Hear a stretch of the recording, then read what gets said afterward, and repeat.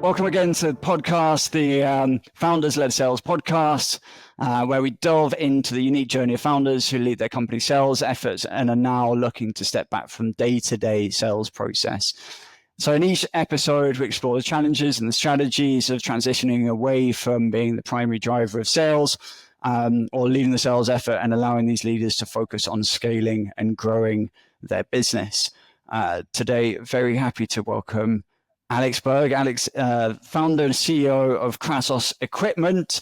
I'm going to do this a massive disservice to you, so I'm just going to read your LinkedIn bio and I'm going to let you do the intro. But 100% electric construction equipment, that is hashtag leading the charge. Alex, welcome. Great to have you here. Perhaps you could start off, just with a quick introduction about what you do. For sure. So Kratos is a distributor manufacturer of all electric construction equipment for not only for the construction industry, but also for the manufacturing industry as well. Our primary focus is really solving the number one issue in construction, which is finding quality labor. So our equipment is all electric. It's focused for indoor work. We do have a sustainability side to our company as well, being that our equipment is 100% electric, but we really key in on areas where labor is the barrier for these companies, whether it's efficiency, safety, any of the productivity, those types of things. That's our key focus. Okay, nice. So obviously, I think we've been trying to speak for a little bit, and when we started off behind the red curtain, you said Q4 and Q1 have been a little crazy. Obviously, there's a lot going on in the world right now. What's been happening? Yeah, the world is a crazy place. It is for sure. The world has been a crazy place since 2020 when COVID happened, which it's like we don't even speak about it anymore. But in our industry, in the construction equipment world, there were major supply chain issues throughout that process, right, in 21. And a lot of our customers bought a lot of equipment in 21. Our numbers went through the roof, which was great. We had a record year in 2021 from a sales standpoint. In hindsight, that was totally because of over purchasing from our dealer network. And then our sales numbers crashed. Right. So in 23 and 24, all of these companies that over ordered in 21, they couldn't get their product, they couldn't get their supply. And then all of this inventory came in at the end of 23 and beginning of 24, and then nobody bought anything. So as a small business, we were scrambling, trying to figure out what happened. At the end of 24, we did 50% of our 24 budget sales number in the first half of 24. So we were like spot on. Nice.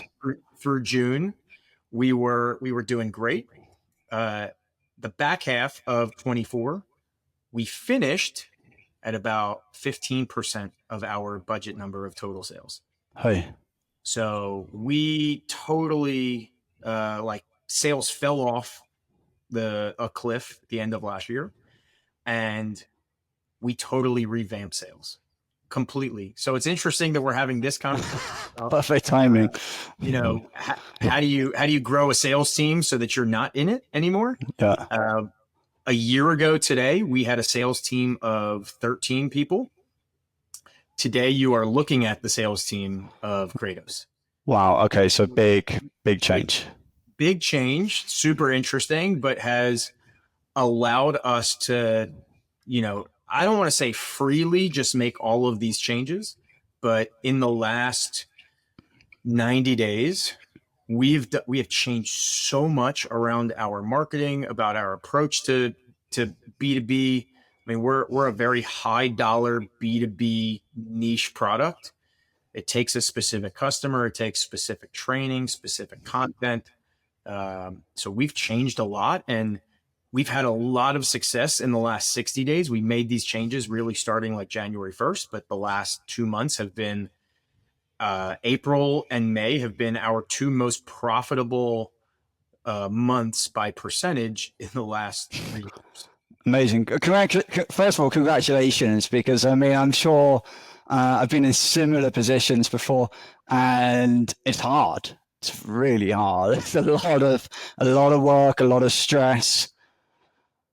Yeah, I started shaving because I have patches in my beard now from the Uh, stress. yeah, I've had a similar thing. But you know what? I think that's what you every entrepreneur goes through this. I had lots of conversations in November and December, even back into October and September about what do you do? How do you know? What are you looking at? All of these changes and made some really, really, really difficult decisions and difficult conversations. And um, I hate that those decisions had to be made, but they had to be made so that we can regrow and get us back to where we were in 21, which we can very easily do. Yeah. Right? We've got to change our sales process and the things that we do and how we market, and we're So I guess a couple of questions jump out, and trying to decide which one to start with. I mean, obviously there are things that you just have to do, right? And then there's also kind of what you choose to do. So you went from how many was it to just you 15? January of last year, we were about 13 people on our sales team. Okay. So again, this is not knowing the detail, right? But in similar situations, there's always a tendency to maybe like, oh, I'm not going to rip the whole band-aid off. I'm going to keep one or two and you're not really changing anything. You're still running the same model, but less of it. Like what led you to kind of really rip the band-aid off, so to speak? So we tried to pull half of the Band-Aid off in December. Yeah. Right. I think this is every entrepreneur, the first time they're really going through something like this. I feel like everyone tries to do the same thing, right? Yeah. Can I save this? Can I look at who are my A players? Who are my, who can I really keep? Right. So we tried to do a little bit in December. We made some really difficult cuts in December. We had this incredible culture, right?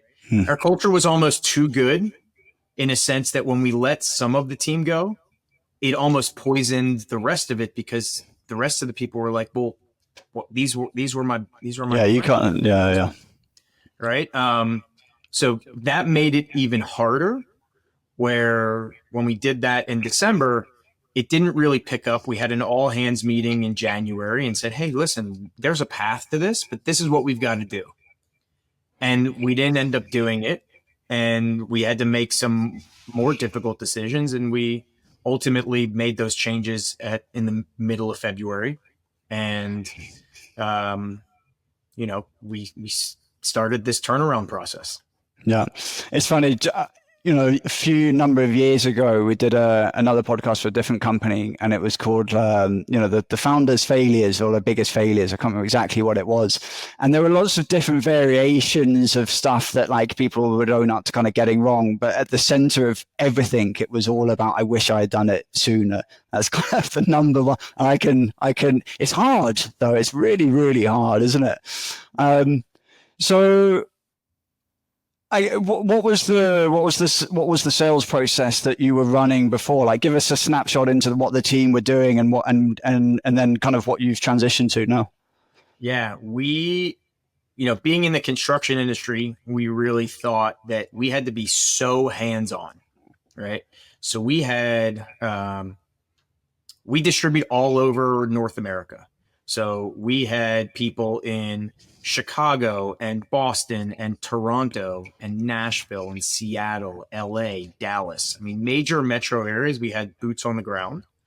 And we were working with our dealer there, walking in, trying to work directly with their sales team, doing training, doing customer visits with them, really trying to push our product through our dealer network. Where we've changed is we haven't changed that approach. We're still pushing product through our dealer network, not going direct to the end users, but we're doing it more from a marketing standpoint and a content creation and an expertise standpoint where we're providing them that content, we're providing them that material and that training resource in a different way. So we're not as hands-on, right? but we're providing leads, we're providing expertise through marketing resources instead. And is something you mentioned about content, is some of that like event based as well, or is it really just kind of content and asset kind of creation? Or So we've still done our typical trade exhibitions that we do, right? yeah, So we're still attending those. If one of our dealers has a local event, say they're doing like a summer showcase where they want to bring all of the equipment out, we are still doing that. We're still supplying that, right? But we are not in their stores every week saying, "Hey, how are you? What's going on? Can I help you with this inquiry?" We've automated a lot of that stuff. We are bringing more leads into our internal database. And then depending on where those people are, we're then transferring those out and then relying on our dealers and their expertise and the information that we're providing them to say, hey, you guys know what you're doing. You don't need us to hold your hand, right? We want to trust you to say, hey, these are all the people that we've brought in that are interested in the product, but we know they're in your backyard. Here you go. And then we'll follow up with them on a monthly basis and say, hey, how did those go? Is there anything that we can do better to improve the training for you guys so that you can better approach those conversations? And has there, in terms of the team change and now this new play that you're running, has there been a refocus on kind of geographical areas as well? Like you're looking at the best, are they distributors that you're working with? Is that what you would call them? Or Yes, yeah, they would be our like regional dealers. So okay, really every major metro area in the US and Canada, we've got a really quality partner that's there that can provide our machines from a sales standpoint, a rental standpoint, and a service standpoint. So there is a focus right now on the marketing and training piece. Eventually we'll put boots on the ground again, but in a much larger swath. So we won't have 13 people in little, smaller pockets of areas. We'll break the country up into, 3 or 4 different regions and then have one main focus, one main point of contact that's going to do basically what we're doing now, but on a more direct level.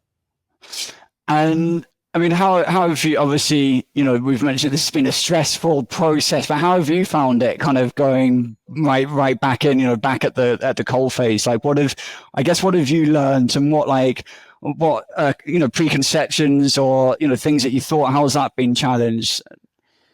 Yeah, I mean, I love it. This is what I think. Like if there's a superpower as an entrepreneur, I think this is definitely my superpower. Is like let's get in and let's really understand what's the customer doing and what's their need, what's their problem, and let's solve their problem. Right. So we've really focused all of our marketing and all of our content and all of our information around that. Right. And if we can be the product experts in that, then we can really train on that. And that is what becomes our real value prop for our dealers is, hey, we're creating the content that then turns you into the product expert. Right. So not every, from our machines, right? Our machines solve a niche problem. You can't just throw anything at these problems that customers are having. It takes somebody that can understand what questions to ask, how to get down to that real pain point, and then figure out, well, what's the right solution to solve that pain point. We're generating all the content for that, and then we're going to hand it off and really turn our dealers into content experts around the problems that our equipment solves. Yeah, it's smart. I mean, in our experience, there's often like the transition that you've been through is quite common, right, in a way. And once you start looking under the hood and you're like, when things are well and everyone's selling, you don't question what's going on. You're like, hey, we're doing well. And when things go bad, you get close. You're like, hang on, something's not right here. I remember when COVID first hit in our last agency, The day that everyone went into lockdown, we said, right, we're going to look at every line item everywhere. And we managed to shave, I don't know, 30% off overheads. And it was like, why don't we do this every year? Like have a COVID day, and obviously, but then you get fat, as an organization, you get lazy and you don't do it, right?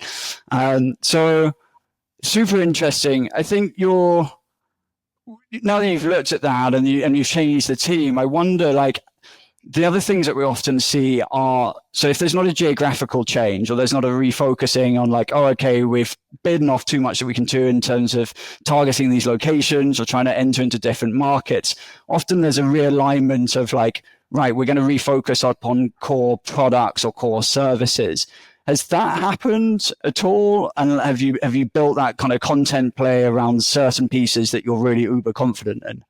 Yeah, I think you're spot on both things, right? So when that massive change happens, the first thing I was like, focus in on what were we doing and how can we change? And then you lift up the hood and you're like, holy moly, I can't believe we're doing this. Why were we doing this? Why were we not doing this?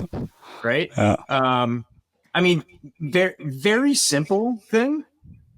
Everyone on our team now has a paid for pro version of ChatGPT. Right. Yeah. Right? Yeah. Such a simple thing, but for what, $20-$30 a month per user, right? Why were we not having our entire team using that? Yeah. Right? For all kinds of stuff. So like right away, the rest of the team that was left, we brought everybody in. We had a training. Here's very simple, very basic ways to use this. And here's how it can make you significantly more efficient. Right. So we did lots of things like that. We cut a whole bunch of other stuff. We looked at, what was our marketing doing, and look at some real metrics around marketing, and like that doesn't work. Yeah. We need to shift this and change this. So we made a lot of those changes. And then we did focus in on, we started off on, let's focus on the key products that we know in this particular area. Let's firm this up and then start going to the next one and the next one and the next one and the next one. So we're about 75% of the way through that process, specifically product by product, firming those up. But I think you're exactly right. That was a big thing for us, which kind of was just done intuitively. I'm like, all right, we've got to turn this thing around. What are we doing first that's going to give us the best kind of bang for our buck? And slowly but surely, we've really, in the last 60 days, 90 days, have had this fantastic turnaround that we're really excited about what the rest of this year looks like. Yeah, amazing. I think they call it Pareto's law, right? Which is like 80% of the results coming from like 20% of the effort. But it's so hard not to do that, right? Because, and then I guess this is my next question. Okay, everything goes well again, and you can't stay stationary. You're going to keep adding things in and doing more. How are you thinking about the journey forward now, like holistically, but also what it means for your role? Yeah, I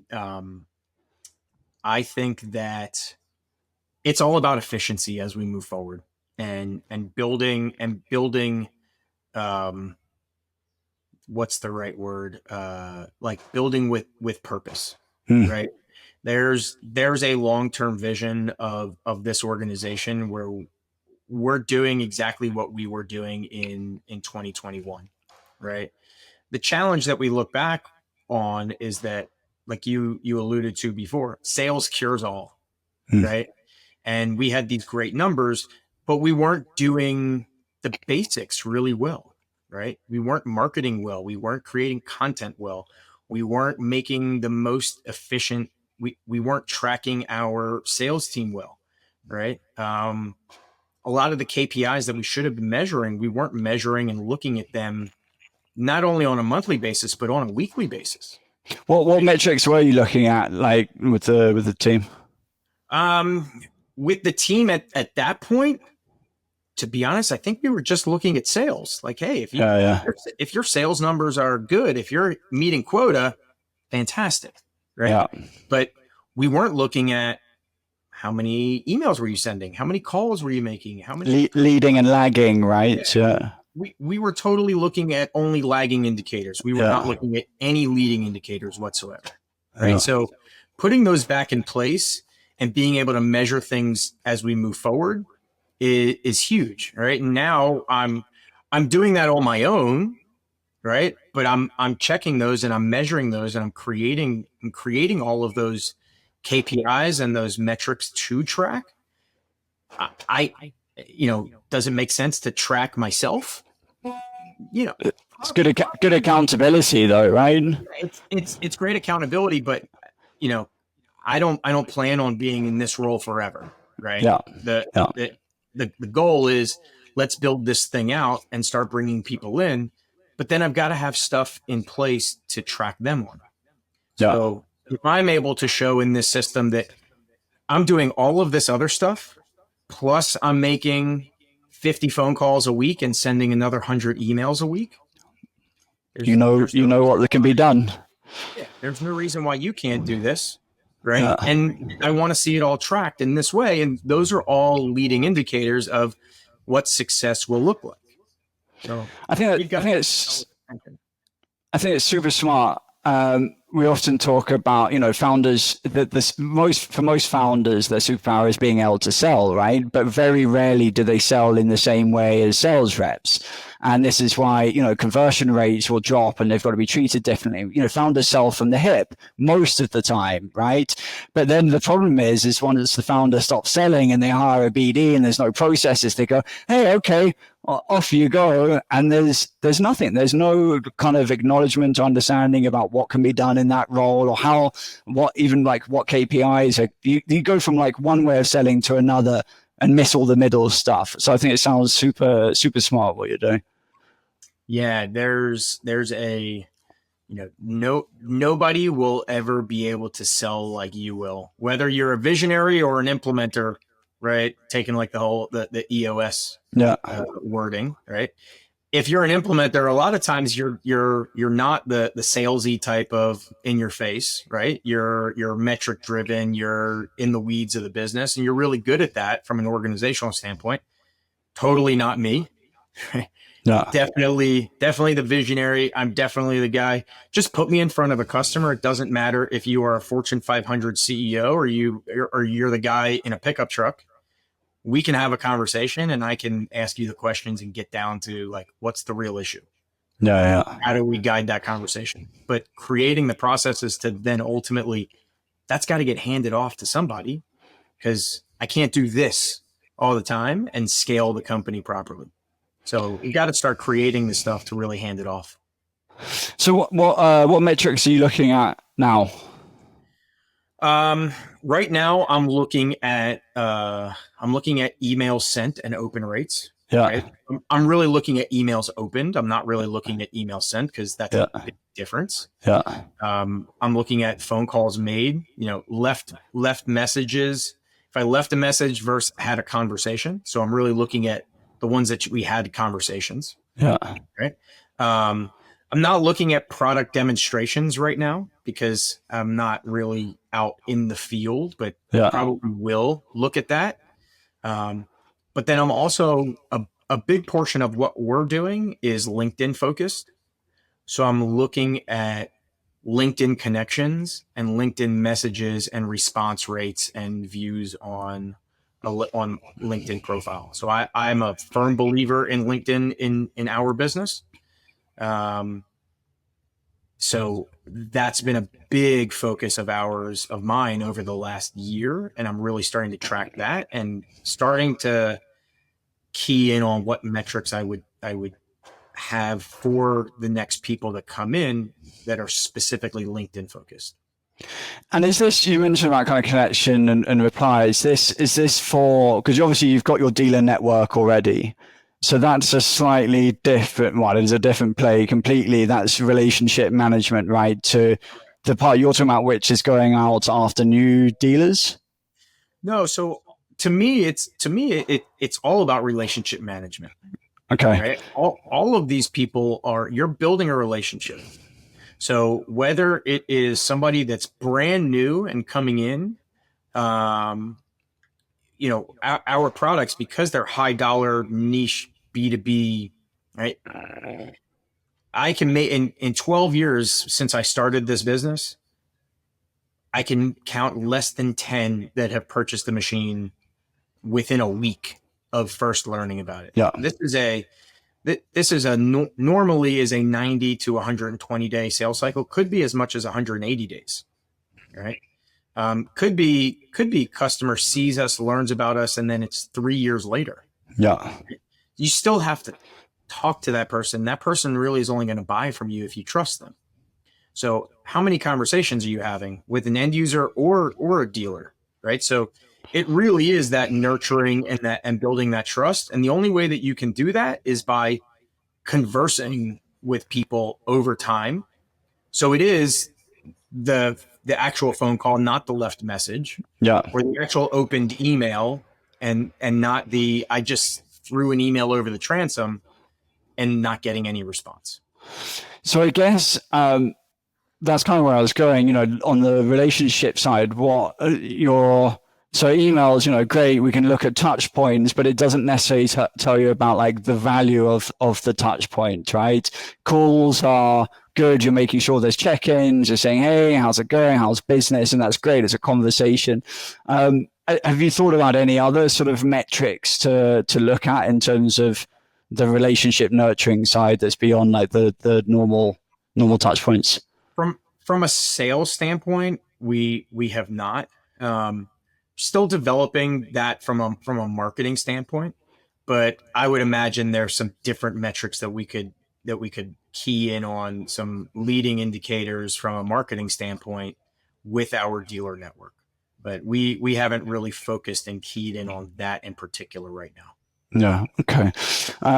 Nice. So as we get to the last section, which is basically, I told you I wouldn't tell you at the beginning, but it's just quick fire, right? So I'm not going to respond to anything, which actually takes a surprising amount of discipline. I'm just going to ask you the questions and you give the answer. So are you ready? I am ready. Cool. Pitch your business in 30 seconds. Pitch my business in 30 seconds. Kratos is a manufacturer and distributor of all-electric construction equipment that solves construction and manufacturing's number one issue, which is labor safety and labor efficiency. Tell us about the first sale you ever made. First sale I ever made. I was delivering a machine from it's actually a great story. Delivering a machine to a customer who had pre-purchased it. He was picking it up from a trade show in Las Vegas. He handed me a check for $35,000. He took the machine to Santa Barbara, California. I went to visit a friend in Southern California in the week in between the trade shows in Las Vegas and got a phone call from a person that I met at the trade show that said he needed a machine to work inside of a Walmart renovation in San Jose, and he needed it right away. I called the customer that I had just delivered the machine to. I said, can I buy the machine back from you? He said, yes. I bought the machine back from him, delivered the machine to the customer in San Jose. He paid me for the machine, and then I sold the original guy another machine and delivered him that machine in 2 weeks. I will break my rule. That's awesome. What do you love about sales? What do I love about sales? I love solving people's problems, finding out what's their real issue. Can I help them? Can I not? If I can't with my stuff, maybe I can put you in touch with somebody that can help you. And that's how you build trust. If you can tell somebody no in sales, you're going to be their first call 9 times out of 10 on the next time. And firstly, what don't you like about sales? What don't I like about sales? There's a constant grind for the next thing. There's always what's the next deal. You're never satisfied. Your top sales tip. My top sales tip, build trust. Find a way I don't think enough salespeople tell customers no, right? Hey, this is not the right product for you. I can't help you, but let me find out who can help you. I think the moment that you can tell a customer no, that you can't help them because of this, you have a customer for life. You may not have sold them right now, but you will absolutely sell them something in the future. So when recruiting a salesperson, what do you look for? Let's simplify it. What do you look for above all else? Integrity. Integrity first and foremost. Good salespeople can sell you. So you know, I don't look for the speakers. I look for somebody with good integrity. And we covered this a little bit earlier, but what is your preferred way for keeping in contact or building relationships with people without being salesy? Just building trust, right? You don't always have to be selling. You know, ABC, always be closing. You don't have to always be closing. You don't have to always be selling. You could, you find out when somebody's birthday is, you can send them a quick text. Hey, happy birthday. Found out that somebody's wife is pregnant, right? Hey, how's everybody doing? Right? Those little things, those tiny little things that take you zero time, that's what builds trust. That's what keeps people coming back and recognizing that you're a human. You want to see them succeed, and ultimately they'll help you succeed. 100%. Alex, that's a wrap. Thank you. Thank you so much. It's great to see you again. Yeah, this was awesome. Thank you. Cool. Cheers, Alex. That was really good. I'm, sorry to hear the rough times, because it's rough, right? It's really rough going through something like that. But it sounds really positive. What's going on at the moment. So big well done for that. It's hard. Yeah, thank you. It's been. I will say the last 2 months have been some of the most fun times I've had. I think as we're now not, in the quote unquote podcast, right? The real challenge is, I think, when you have this big team, you're a lot more hesitant to make these really big changes. Yeah. Right? Yeah. You start to can I slowly, get these people to come into it? Can I do this? Can I do that? Right. But if people don't take to it right away, you're like, is it the right decision? Is it not the right decision? Right?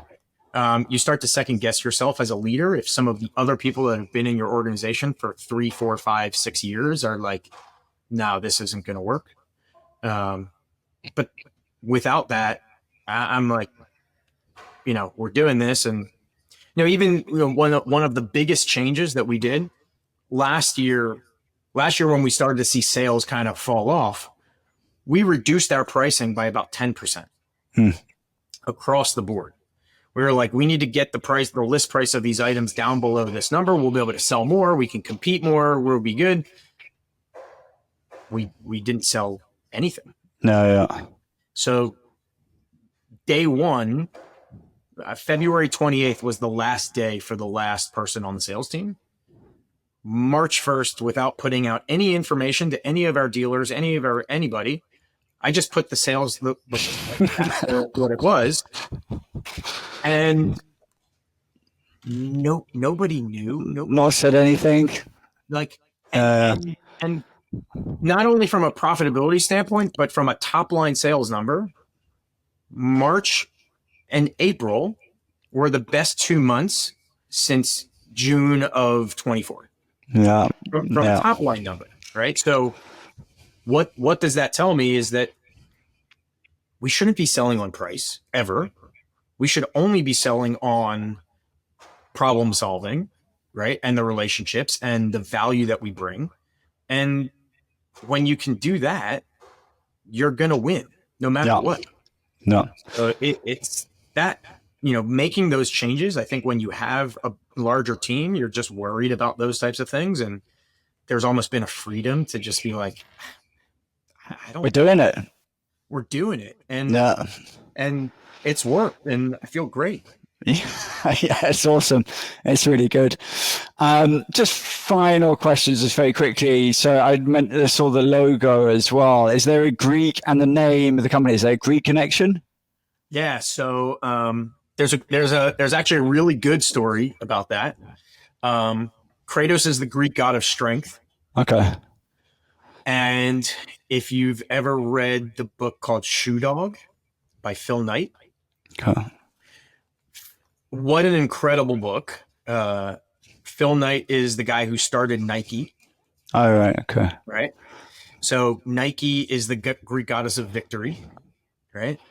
But the story of Nike really is very, very similar to that of Kratos. Um, Nike started as Blue Ribbon Sports. Phil Knight started just distributing this Japanese shoe company's shoes on the west coast of the US. He grew it. He started telling them what changes they should make to their shoes. And then that distributor went to somebody in Massachusetts and tried to start another distribution company there. He said, I can make shoes myself better. He found a factory in Mexico, built these shoes, the Cortez, which has gone on to become one of the most famous shoes in Nike history. He changed the name of the company from Blue Ribbon Sports to Nike. And Nike is who Nike is, right? No. Yeah. Kratos and Nike are siblings in Greek mythology. Okay. Nice. And then Kratos is being the Greek god of strength. We always thought, our equipment is really strong, so it Yeah. worked. Um, and I was able to buy the domain name. So our Kratos being a 6-letter word with that K, it really that C, it really stands. Yeah. Out. So Yeah. it's all kind of worked, and people. That's awesome. And yeah, it's good. It really works. It's a great logo. Cool, Alex. Really good to see. I have a couple of thoughts on things that we said, just that I will send your way, just that might help you think about the kind of marketing side, the event stacking, and how that links to sales. So I'll send a little bit of info out over on that as well. Okay. Yeah. I mean, look, anything that we can do, I'm all for doing different now. Yeah. Doing so much from an AI standpoint and automation standpoint, and at the end of the day, we've got to build this thing back out. Yeah. I'm already starting to look for my search for somebody that is remote. I think I'm going to look in South America, somebody that's like a sales business development assistant, right? That can do the calls or.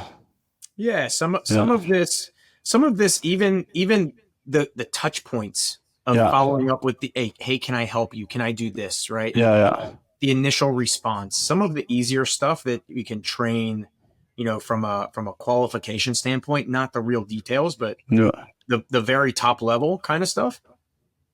Starting to build out this process of how do we start adding people to this team, take a couple things off of my plate so that I can get into what I'm really good at, which is this really deep level of trust and confidence of this is the right machine, and the bottom level, the bottom funnel conversations is what I need to do.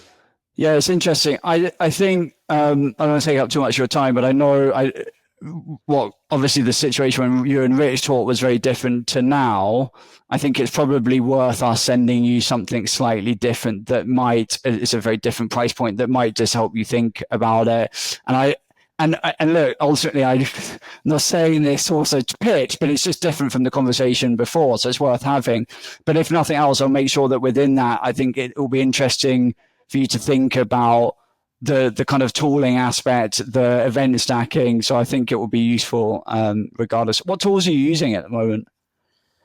For LinkedIn, I'm using Meet Alfred. Okay, yeah. Which has been fantastic. Yeah. I'm actually using that in combination with a tool called Clodura. Okay. Clodura is more of a it's a cold emailing platform where you can search for leads and then set up cold emailing, but I'm not using it for cold emailing at all. I'm just using it for the lead names, which provides that LinkedIn provides their URL. profile on Yeah. LinkedIn, their LinkedIn URL. Yeah. So I'm using them in combination to go and say, okay, find me all of the people that are actually like the whole thing. I'll take one very specific customer and I'll put it into ChatGPT and I'll say, find me Look 30 like audience. exactly like this Yeah. customer. Yeah. And then I'll take those URLs and I'll load it into Clodura and I'll give me everybody that's in operations of that company. And then I'll put it into LinkedIn. I'll, export all of those names. I'll put it into LinkedIn and those URLs. And then I'll create a cadence of how do I interact with them on LinkedIn on a consistent basis until I can connect with them. And then once I connect with them, then I'm having more personalized outreach. Yeah. At that point, I'm not doing anything that's mass, whatever. I'm really just using that whole process to connect with people in those industries. And then I can start to have real conversation to see if it's something that it's worth a continuing conversation. So just to be clear again, because I think I missed it at the beginning, but this is, so you're now going direct to the end buyer, but then once you create the lead, then you're putting them in touch with the dealer. Correct. I got you. We're really using our and the whole focus is let's use our expertise to really drive engagement. Yeah. Right. Then can we then hand off a warmer lead to a local dealer that can then support them on a local level?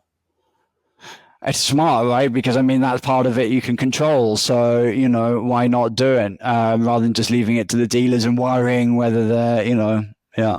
The biggest challenge with dealers, especially with niche products, is I had a conversation with one yesterday. They just purchased 2 more machines of ours. They already had 2 machines in their fleet, so they've got 4 total now. They've got 8 locations, right? On the East Coast of the US. How do you have 4 machines? How do you have 2 machines amongst 8 different locations where each location has 4 or 5 different salespeople? Yeah. You can't support them properly with that amount of product. So the salespeople don't speak intelligently about it because they don't have the product to put in. So it's what comes first, the chicken or the egg, right? So do we spend a whole bunch of money and hand them off cold leads that aren't really qualified well, or leave it up to the salespeople that aren't intelligent? It's not that they're not intelligent; they're just not trained well enough, and they're not going to take the time to train on a product that they only have 2 amongst 8 locations. All right. So which one comes first? So we decided, and by we, I decided, like, let's dial this thing back. Yeah. Let's really focus on driving the conversation directly with the end user.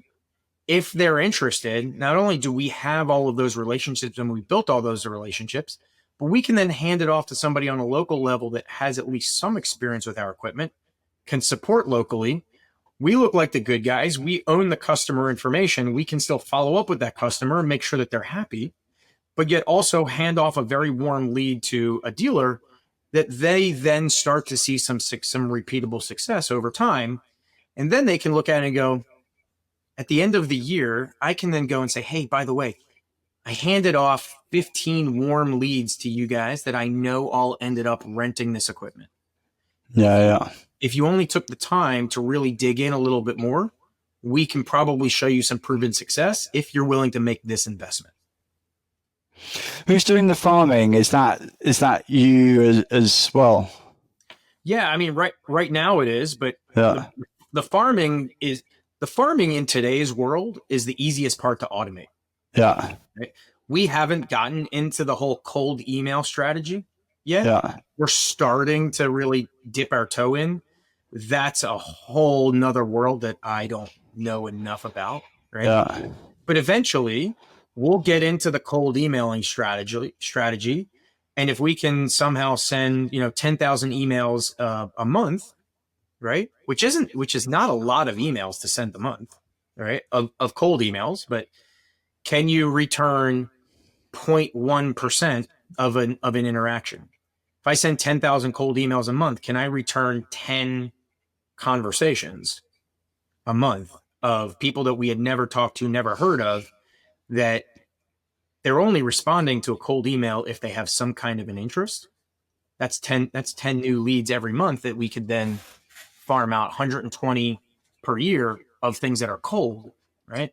Yeah. That's outside of any social media, anything that we're doing that's a little bit more, specifically targeted. Yeah. Interesting.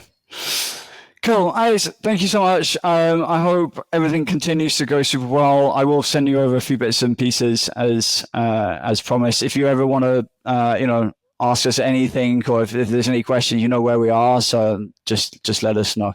Yeah, absolutely. Cool. Hey, thank you very much. This was awesome. I appreciate it. Cheers, Alex. Take care. All right, man. Have a great day. Bye. Bye.